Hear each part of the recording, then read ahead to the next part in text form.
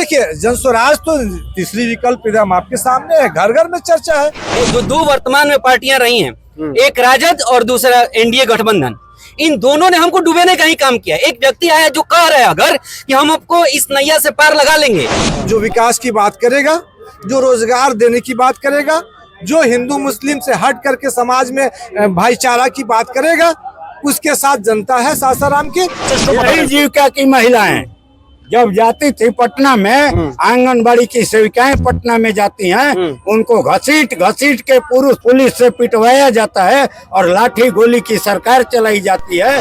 35 साल एक समय होता है, लंबा समय। मुसलमानों को मिला क्या है इस 35 साल के बीच में? मिला क्या है? लालू प्रसाद का परिवार भी बता दे। और एक लोग हैं, इनसे जानते हैं, इनसे जानते हैं सासाराम के मुद्दे, इनसे भी जानने की समझने की कोशिश करते हैं। क्या नाम है सर? अतेंद्र कुमार सिंह। अतेंद्र जी, सबने अपने बातें करी, सबने बातें करी। आप क्या कहेंगे इन लोगों की बातें सुनते हुए? क्या इन लोगों की बात सुनते हुए हम ये कहेंगे कि न बिहार की जनता इस बार जंगल राज को चाहती है और न भ्रष्टाचार को चाहती है। फिर किसको चाहती है? आज नीतीश जी के राज में भी शौचालय से लेकर सचिवालय तक भ्रष्टाचार है और जन्म से लेकर मृत्यु तक। जन्म प्रमाण पत्र बनवाने जाइए तो, मृत्यु प्रमाण पत्र जहाँ बनवाने जाइए तो सब जगह घूस लगता है। ये कोई भी व्यक्ति यहाँ खड़ा है अगर बता दे एक कार्यालय का नाम बिहार में जिसमें घूस नहीं लगता है तो मैं सामाजिक काम करना छोड़ दूंगा।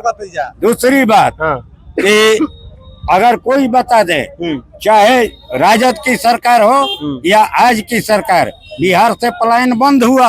बिहार के लोग रोजगार के लिए आज स्टेशन के सामने हम लोग खड़े हैं। ट्रेन की बोगियों में आली बोरी प्याज की बोरी की तरह भर के जाते हैं। रिजर्वेशन नहीं मिलता है त्योहार में, और उनके घर में कोई अगर बीमार हो जाता है तो आते हैं किसी तरह से शौचालय में बैठ कर। जी।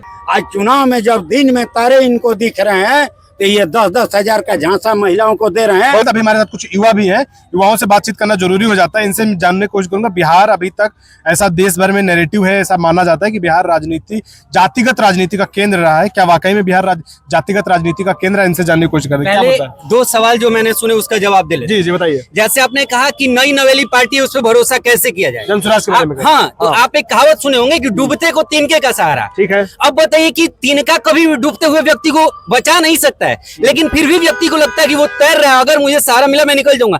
वो उसका मेंटल लेवल है जो उसको अंदर से नई ऊर्जा देता है और वो पार लग भी जाता है। कभी भी तिनका व्यक्ति के वजन से बहुत कम है, लेकिन व्यक्ति उस तिनके के सहारे पार हो जाता है।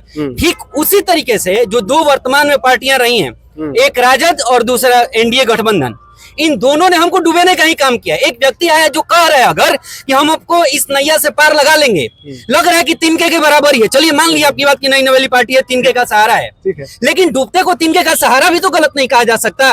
वो हमको ये तो कह रहा है ना कि हाथ पांव मारो, हम बचाने की प्रयास करते हैं। तो अगर कोई हमारी तरफ हाथ बढ़ा रहा है बचाने के लिए, तो हम हाथ क्यों समेटे कि तुम में क्षमता नहीं है? हो सकता है वो व्यक्ति जो दिख रहा है उसके पीछे एक बहुत बड़ा कायनात सब हो और वो हमको यहाँ से निकाल ले जाए। हम अगर खुद डूबना चाहते हैं, जाति में डूबना चाहते हैं, धर्म में डूबना चाहते हैं, डूबिए, जिसको लेकर के डूब रहे हैं डूबते रहिए, कोई दिक्कत नहीं है। लेकिन अगर आपको लगता है कि मैं डूब रहा हूँ और निकलने का मेरे में मन है कि मुझे यहाँ से निकाला जाए, इस दलदल से निकाला जाए। जैसे आपने कहा कि हम मजदूरों की फैक्ट्रियां बिहार चला रहे पूरे देश को मजदूरी में। एक बात तो हमारे घर कोई व्यक्ति काम करने आता है, हम अपने घर किसी को काम कब करने के लिए बुलाते हैं? या हमारे घर कोई आ करके, छोड़िए ना शौचालय ही हमारे यहाँ कोई साफ करने आता है कब? जब हम सक्षम है और वो अक्षम है, तब हमारा गंदगी ढोता है वो। ये बात कहने में थोड़ा सा किसी को परहेज हो सकता है, मुझे तनिक परहेज नहीं है। ठीक है। हम अपने घर किसी को अपने काम के लिए कब बुलाते हैं? जो हम मजबूत हैं। तो ये बताइए कि मजबूत बढ़िया या मजबूर बढ़िया? आप खुद आकलन करके यहाँ लोग हैं, पूछिए कि मजबूत बढ़िया या मजबूर बढ़िया? आपके हिसाब से बिहार के लोग मजबूर हैं? आपके हिसाब बिल्कुल मजबूर हैं, तब बाहर जा रहे हैं ना भाई। एक बात बताइए कि अगर हम सक्षम हो, हमें हमारे घर में भरपेट भोजन और अच्छा वस्त्र जीवन मिल जाए, तो हम आपके यहाँ काम करने जाएंगे। जी, बहुत इन्होंने बिहार के जो पलायन है उसका दंश इन्होंने जनता के सामने रखा है। और इसी सिलसिले में हमारे साथ कुछ और लोग जुड़ रहे हैं, इनसे भी बात करने कुछ आपके पास भी आते हैं। एक मिनट मुझे दीजिएगा, सबके पास आएंगे, जो बोलना चाहता है सबकी बात सुनेंगे, सबकी बात रखेंगे। क्या नाम है आपका? मोहम्मद आरजू खान नाम है हमारा। आरजू जी, ये बताइए, आप मुस्लिम समुदाय से आते हैं, जातिगत बात नहीं करनी चाहिए, ऐसा माहौल बनाया गया है, ऐसा कहा जाता है कि जो मुस्लिम समाज है वो आरजेडी के साथ रहा है, हमेशा आरजेडी के साथ रहा है। क्या वाकई में ऐसा कुछ है? बिल्कुल। जब आरजेडी का शुरुआत हुआ था तो 15 साल तो थे। अब क्यों नहीं है? अब देखिए 15 साल के बाद में अभी जदयू के सरकार और राजद की गठबंधन की सरकार बीजेपी के साथ में रही है। और सिंपल सी बात है कि 35 साल एक समय होता है, लंबा समय। मुसलमानों को मिला क्या है इस 35 साल के बीच में? मिला क्या है? लालू प्रसाद का परिवार भी बता दे, ना ही उनको कोई ऊंचा पद मिला, ना ही कोई बेहतरीन उनको मंत्रिमंडल मिला। मिला है? नहीं मिला है। आपको याद होगा एक बार लालू यादव की सरकार और रामविलास पासवान की पार्टी, हाँ। दोनों आमने सामने आई थी। अच्छा। तो रामविलास पासवान जी कहे थे कि चाबी हमारे पास है, ताला आपके पास है तो चाबी हमारे पास है। अच्छा।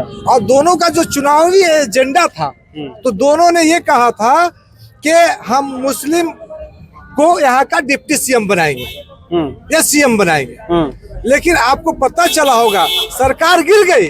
दोनों के पास मुस्लिम विधायक थे, लेकिन किसी ने, सरकार गिर गई, मुश्किल नहीं है, बिहार का करोड़ों रुपया पानी में चला गया, लेकिन स्वीकार नहीं किया गया कि मुस्लिम कोई चाहे डिप्टी सीएम हो चाहे सीएम हो।